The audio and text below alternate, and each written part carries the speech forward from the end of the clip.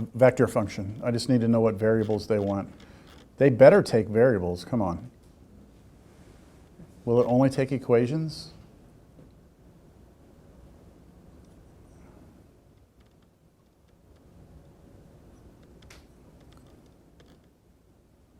Am I wasting it? No, U and V. Was that not it? Well, I think you added a slider and not. Oh, you know what? Ah, okay, there we go. Yeah, because I added the slider, thank you. 2 pi. There it is. Can y'all see it? Mm-hmm. There we go. That's not bad. Do we want to see GeoGebra or no? Yeah, why not? Let's see it. 3D, just to see how the typesetting is different. 3D. I want to say they're going to want to brace, not that. Let me.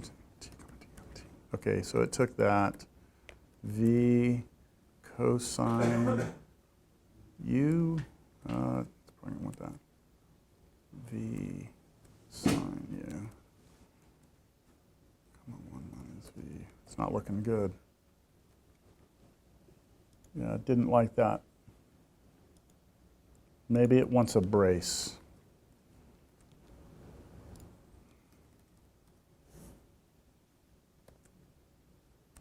No, it doesn't like me. Yeah, it doesn't. Who cares? We got it with the other one. I'm sure you could look it up. But it's pretty cool that we can do this, right? We can go and graph surfaces using this. Every surface we put in here, right, we could do. All right, we have one more example.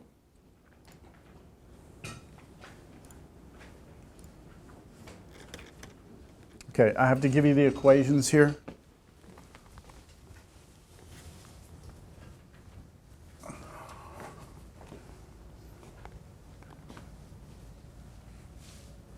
All right, so for this one,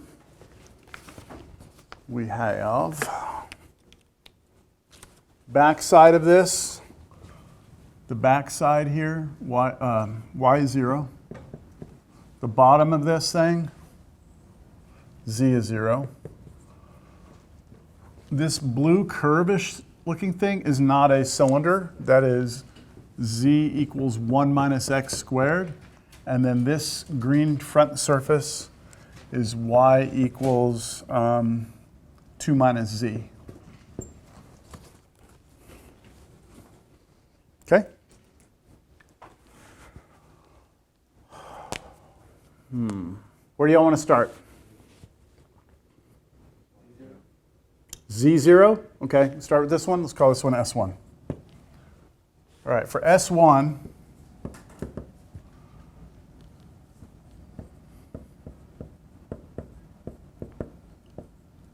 well, we can say Z is 0, right? Yay, that much we should get, right? Now, what about the X and the Y? Might be worth it for us to kind of look at this from the top. It's just a rectangle, right? Now, how would you know that, though? You would have to know, right? You would have to know when this blue curve hits the XY plane, right? So if you let Z be 0, what would you get here? If Z is 0, solve for X. 1 and negative 1, right? 1 and negative 1.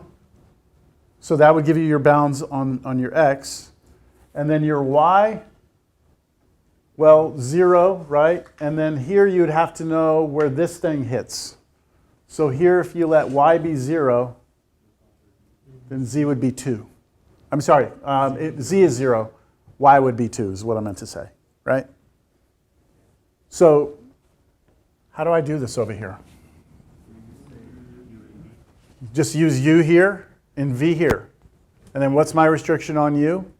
My U is my X. So between negative 1 and 1. And then my V is my Y, right? So that goes from 0 to 2. See, there you go. That would draw you a little rectangle. Isn't that fun? We can draw rectangles in three-dimensional space now using, okay. Y'all think about, what do y'all want to do next? Let's do this one? Do the easy ones first? S2? Think about that one for a second.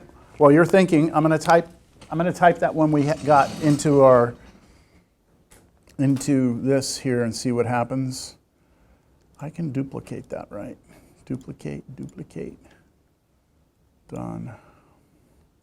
So this was U, this was V, this was 0. U was between -1, 1. V was between 0 and 2. Check that out. Look at that. So I just drew it. Cool. All right. Back to this. So for S2, is there anything you can tell me for sure on S2? Y is 0.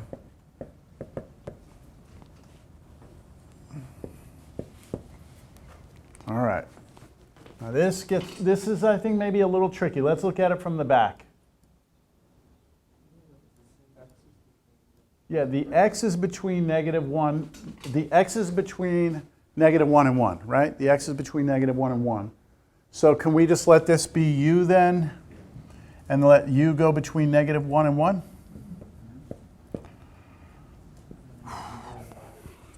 And this is going to be the part that's a little tricky. So what do you think about this? So you want this to be just v? Let this be v, and then v is going to go, this is our z coordinate, right? Is going to go between 0 and this thing, right? So 0 and 1 minus x squared, but what's x for us?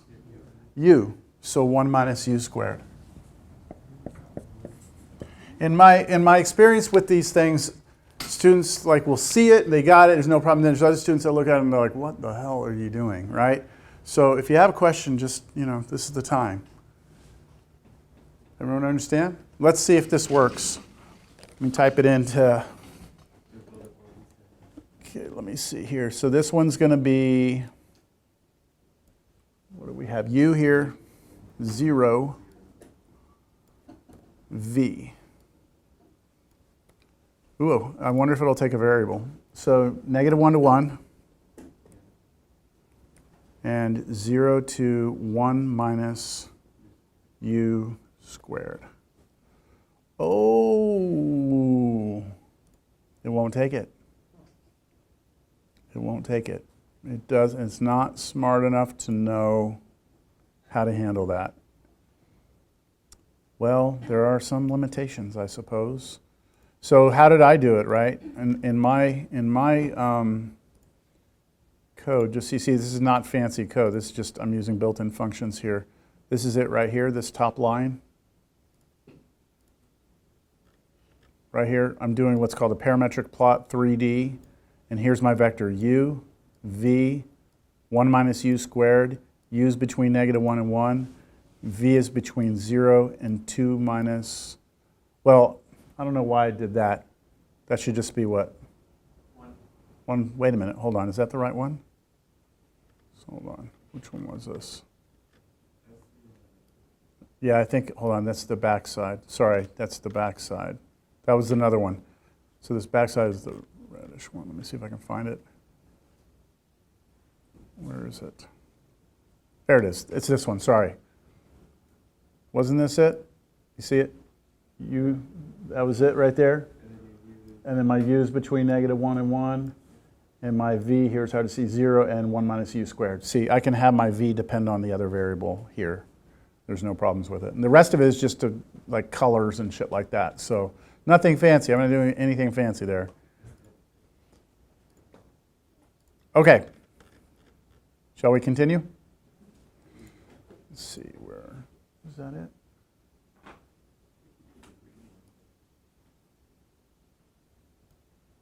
All right, which one do you want now, the green or the blue? You want to do this one? Yeah. S3. I'm going to erase those. I'm going to erase S1. I'm going to use S2, actually, to get S3. So for S3, surface 3, R3 of UV For this one, isn't that the same thing we just drew? Except that it's been pushed out along a plane, right? So it's like that back surface, but it's just out here and tilted. So I should leave the u and the v alone, shouldn't I? And leave these restrictions alone. The only thing I need to change is the y coordinate. The y coordinate needs to be, well, yeah, this right here is that, right? So the y needs to be 2 minus z, but what's z for us? V, right? So 2 minus v right there. Is that going to work?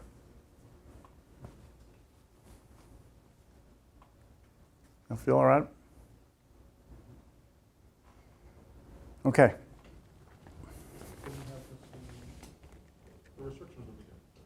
Well, that's what I'm asking. Is this all right? Or is it not? Does this draw what we want it to draw? Look at this back one, right? This back one, we all agreed with this, right? Okay, so your x went between -1 and 1, or that was your u, right? And then your v is always, or your z coordinate is always stuck between 0 and that parabola, right? And that's this down here. The only difference between that and this front side, right? The only difference is that this is not 0, right? This has to what? Be exactly on this plane. So if I take this plane equation, 2 minus z, and I replace the z with, well, I still have to draw that same shape we just had. I still have to, so I can't change any of this. So this 0 has to be replaced with what the y value is here, which is 2 minus z, but our z is v, so I replace it with v. Okay? Now let's look at this one, the 1 minus x squared. That one is a whole new ball game, because we're not just redrawing something we already drew, right? Okay, so that's the hardest one, S4. Save the best for last. Okay, so for S4,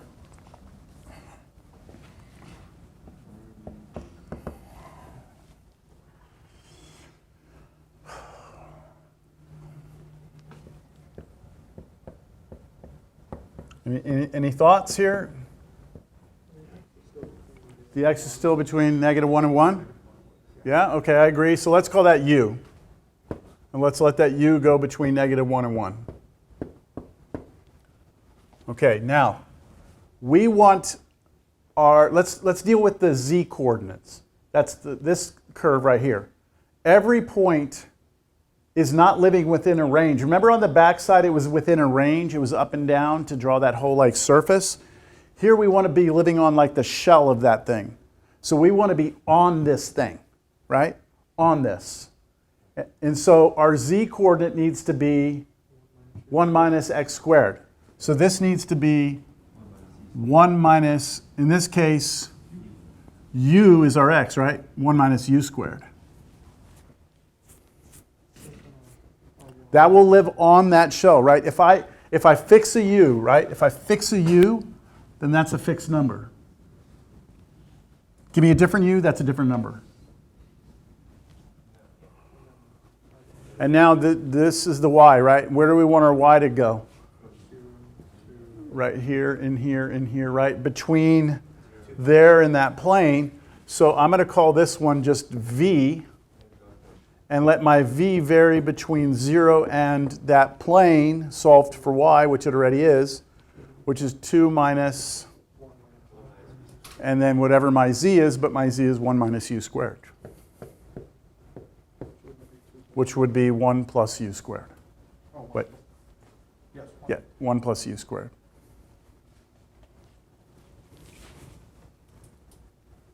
Okay, and we've already seen the limitations of the Desmos. Maybe the GeoGebra does it better. I'm sure it does. I think you can define your domains.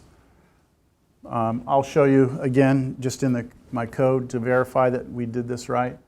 uv 1 minus, it was the first one I showed you. It was that very top one right here. uv 1 minus u squared, and then my u is between -1 and 1, and my v is between 0 and, I don't know why I didn't just make that a 1. But yeah, you get it, right? Okay? All right, that's it. We have taken some time to practice drawing surfaces using parametric equations or parametric functions, all right? Now let's see what we're going to do with it.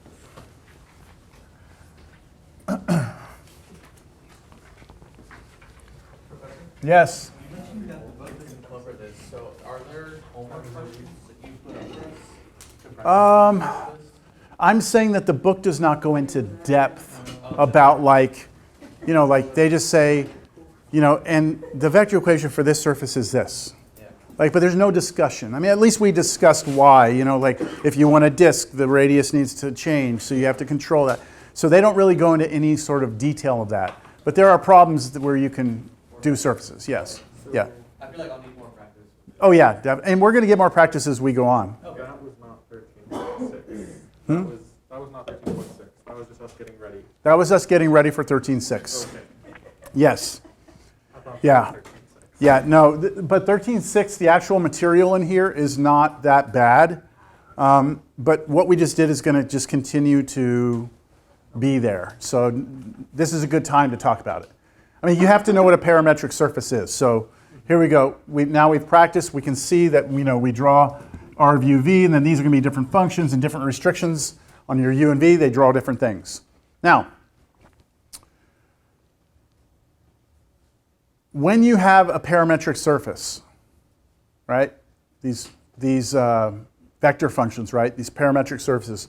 If you hold one variable constant and then let the other variable move, then if you're holding one variable constant, then you're back to drawing curves, right? Because remember, if you have a vector function with just one variable in it, you draw a curve. So if I have two variables and I hold one constant, then I'm drawing a curve. And then I change the constant a little bit, draw a different curve. All these curves together, you create what's called the grid lines. So this is or the grid curve, I should say. A good example of this, look at this parametric right here, this vector equation right here. Here, I'm not giving you the picture, I'm just giving you the actual equation, the parametric surface. And when you look at it initially, you're like, whoa, that looks crazy. And I put here, do you recognize this? And this is actually our conversion from Cartesian to spherical coordinates. Remember there was conversion like x is equal to like rho sine theta cosine phi sine theta. Okay, this is basically the same thing right here, except this is theta, that's phi, theta phi, right?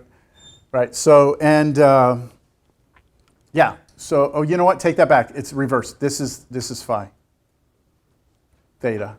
I have it reversed here. It's not important. When you draw this, when you do this, you draw these curves.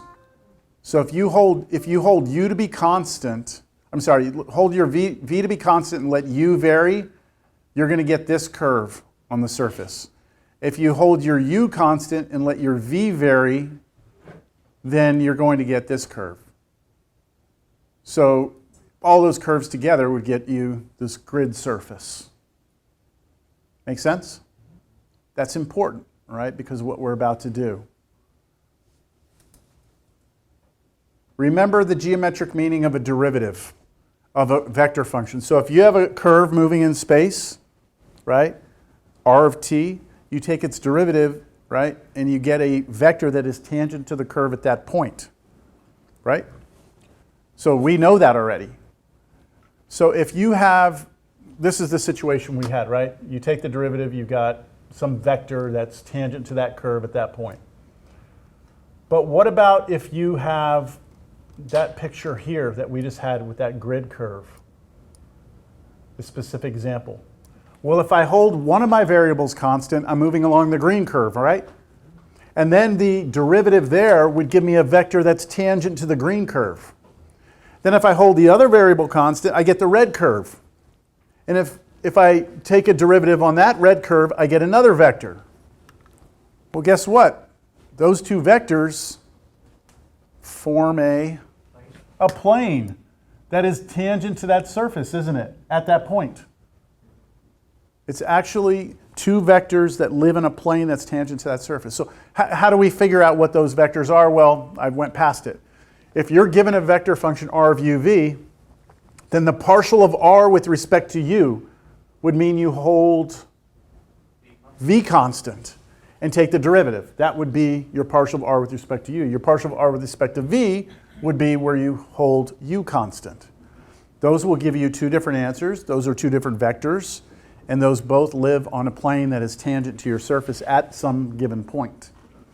So in theory here, for any surface, I should be able to find the equation of the tangent plane. That's what this says. And we're going to do an example. So there's a better picture of it. Right? We had the two vectors that were tangent, and that creates a plane. Once we get those vectors, we can cross them, get the normal, and then we have a point, and we have the equation of the plane. Yeah? Say that again. Partials, cross them, normal, point, equation. So let's do it right here. Find the equation of the plane tangent to the unit sphere at the point. Yeah, there it is. So here's what I'm going to do. First, I'm going to define how do we draw the unit sphere. So I'm going to do it a little different than what was up in my notes. I didn't like my notation up there. R of uv. I'm going to do it this way.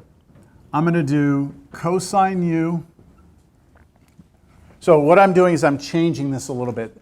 I had it backwards in here because the book did it that way. Where is it?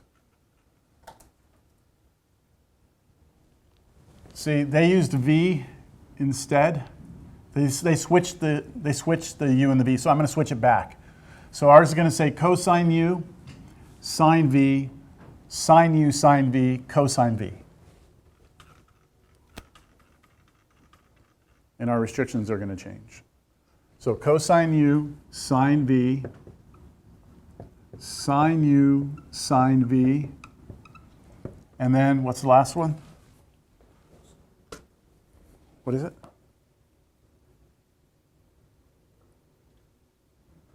Cosine. Cosine? V. What's our phi? Do you know that? Am I confusing you too much by switching it back? We'll go with your way because Yeah, I don't know why the book switched it. It's not. As long as we're consistent, we'll be okay. So look, just as a reminder, what I'm doing here is I'm going to go off camera here. The u is what the theta used to be for us, and the v is what the, what was it? Phi, right? So how do you, we're just switching it so it matches up with u and v. That's all, okay? Now, what were our restrictions? What were our restrictions? Theta's between, theta, which is u for us, is between 0 and 2 pi, and v is between, this one was only 0 to pi. I'll remind you. Spherical coordinates, you had phi, theta, and then rho was the distance out. Here, this is a unit sphere, so that means our rho in front was 1, 1, right? 1, 1, 1. So there we go. Ready? I want to find the equation of the tangent plane to this unit sphere at that point. So find the equation of the tangent plane, I need a couple of things. First, I need the partial of this with respect to u. And that's going to be a vector. So I take derivative of each one of these with respect to u. Derivative of that with respect to u is negative sine u, sine v. And then this one is cosine u, sine v. And then this one is 0. Now I need the partial with respect to v. So I'm holding u to be constant now. So that's a constant, right? Derivative of that would be cosine. So cosine u, cosine v. Hold that constant. Derivative of sine of v is negative cosine. So negative sine u cosine v. And then the final one is negative sine v. Yeah? What am I going to do with those? Cross them. Pardon? Where did the negative sign U come from? Negative sign. Oh, this one, yeah. Why did I said negative, didn't I? Yeah, that's not negative. I don't know why I did that. Yeah, this one, when we did this was right. Right, let me just double check. Cosine 0 with respect to v. Yeah, this is negative on that one. My apologies. Let's cross. Do y'all see, can y'all like visualize what we're doing here? Right, you've got these like curves in space, and we're trying to find these tangent lines. We just found the vector functions that give us those tangents, and we're going to now cross them, right? Now, we have to make a decision right now. Do we want to cross these arbitrarily, or do we want to figure out like where we are and then cross them? Like, what would you rather do, arbitrary or you do arbitrary, or you'd rather like just figure out what these are as numbers and then do it? Yeah, figure out. Okay. Yeah, I mean it's really kind of up to you, like what you want to do. If we're gonna do exactly where we are, then we need to figure out where this is, right? So you got to figure out back on the original function here, right? You got to figure out what u is and what v is, which gives you that point. I think, right? Because you can't replace u and v with anything here until you know what u and v are. So I think the easiest way is to get it off this last coordinate. Cosine of v, that has to be root 2 over 2. So cosine of v must be root 2 over 2. So v is, now there's more than one answer here? Let's just go with this simple one. Pi over 4? Cosine of pi over 4 is root 2 over 2? Okay, so we are going to say v is pi over 4. All right?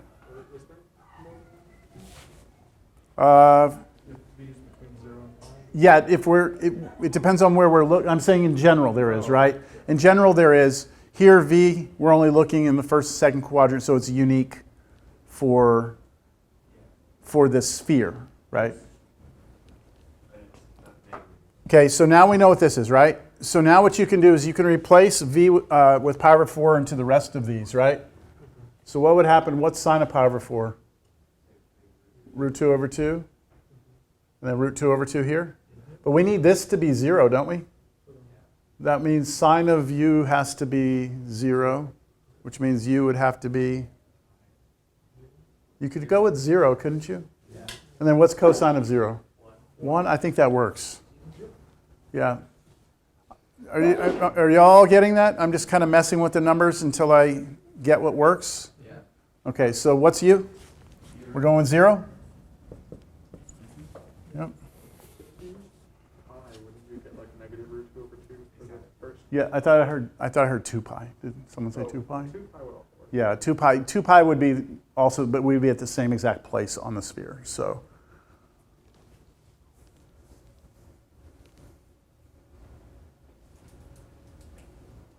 All right, we're good? All right, so there we go. We got our u and v. So let's go over here. Let's replug this in before we cross. Whoa, what's am I going to do? There we go. All right, so I'm gonna now replace. If I replace that, what happens? The u is 0. Sine of 0 is 0, right? So that gives me 0. And then cosine of 0 is 1. Sine of pi over 4 is root 2 over 2. And then 0. Oh yeah, this can be much nicer than doing it arbitrarily, although I do feel like I'm cheating a little bit. Cosine of 0 is 1. Cosine of pi over 4 is root 2 over 2. And then sine of 0, that's 0 again. And then sine of pi over 4 is root 2 over 2, but negative, right? So negative root 2 over 2. And now cross these. So I've replaced these two, and now let's cross them.